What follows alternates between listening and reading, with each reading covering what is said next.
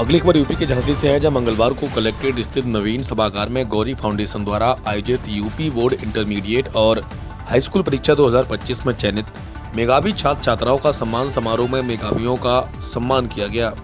चेहरे पर खुशी और आंखों में आत्मविश्वास से लवरेज मेधावियों का नाम पुकारते ही नवीन सभागार तालियों की गड़गड़ाहट से गूंज उठा। गौरी फाउंडेशन एवं जिला विद्यालय निरीक्षक के संयुक्त तत्वाधान में आयोजित कार्यक्रम में वर्ष 2025 के बोर्ड परीक्षाओं के मेधावियों के सम्मान समारोह में मेधावियों से कहा गया कि ये तो शुरुआत है, मेहनत और लगन से हर मंजिल आसान हो जाती है। देखिए संवाददाता टी सिद्दीकी की रिपोर्ट।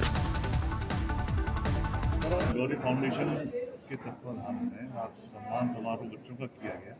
ये बच्चों के लिए कितना महत्वपूर्ण है इस तरह का आयोजन? सर, जैसा कि आप सभी पहले तो आपके मिशन को धन्यवाद और बताइए। जैसे कि आप सभी परिचित हैं कि कहीं न कहीं एक जो होता है ना उत्साह जब मिलता है, कोई अगर तारीफ़ करता है तो हमको अच्छा लगता है। इन बच्चों ने मेहनत करी, इनके माता-पिता ने मेहनत करी, तो जो पदाधिकारी हैं, माननीय जिलाधिकारी महोदय, पहले कोशिश आपके भी आने का यहाँ पर था और हमारा फाउंडेशन निरंतर शिक्षा में कहीं न कहीं योगदान करता रहता है और शिक्षा, स्वास्थ्य वगैरह में हर क्षेत्र में। तो यहाँ पर हमको तो ये इफ़ेक्ट करता है कि कहीं न कहीं जो बच्चों ने अभी स्थान प्राप्त किया है, इनको रिकॉग्निशन मिलना चाहिए। उसी क्रम में हमने यहाँ पर एक सभागार में, एक नवीन सभागार में एक कार्यक्रम आयोजित किया। यहाँ पर जो हमारे मेरिट लिस्ट में जो बच्चे थे, 44 बच्चे लगभग, यहाँ पर हमको प्रदान कराई गई डीएसएम द्वारा और यहाँ पर सारे बच्चे अपने माता पिता के साथ आए और उनको जब एक जिलाधिकारी से उनको सम्मान मिलता है तो एक मोटिवेशन बढ़ता है। ये मेरा मानना है। प्रधानमंत्री महोदय मन की बात कहते हैं तो लोग को अच्छा लगता है। जब वो कभी एग्जाम चर्चा करते हैं, परीक्षा पे चर्चा, तो लोगों को अच्छा लगता है। तो इस तरह की एक पहल है कि मोटिवेशन बच्चों को मिले और यहाँ पर थोड़ा थोड़ा मार्गदर्शन दिया गया। मैं क्योंकि निरंतर शिक्षा के क्षेत्र में बराबर बच्चों से मिलता हूँ, तो मैंने भी कुछ बातें बच्चों से कही कि अपने आप को फोकस करिए। डीएम साहब ने कहा, जिलाधिकारी महोदय ने कहा कि आप पढ़ाई के साथ साथ स्वास्थ्य पे फोकस करें, अच्छा खाएं, अच्छे सोचें। तो यही सोच है कि एक पॉजिटिव अप्रोच के साथ बच्चों को रिकॉग्निशन मिले, बच्चे आगे बढ़ें।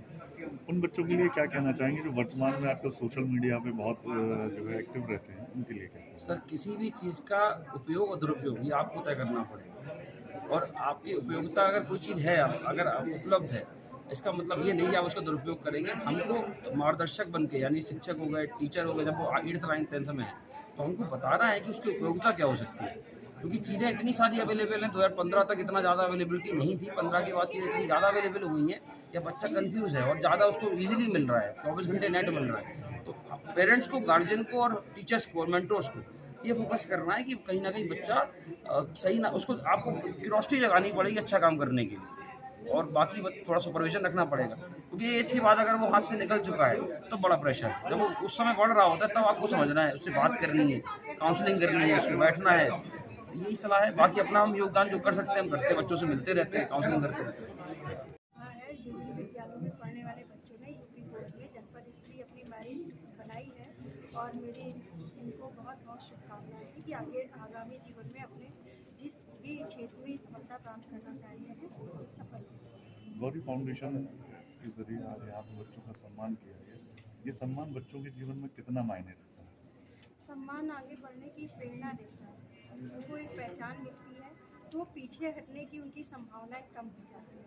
उनको लगता है कि अब अगर हम इससे बैक हुए तो हमारे लिए ठीक नहीं है, तो ये सम्मान उनको आगे बढ़ने के लिए एक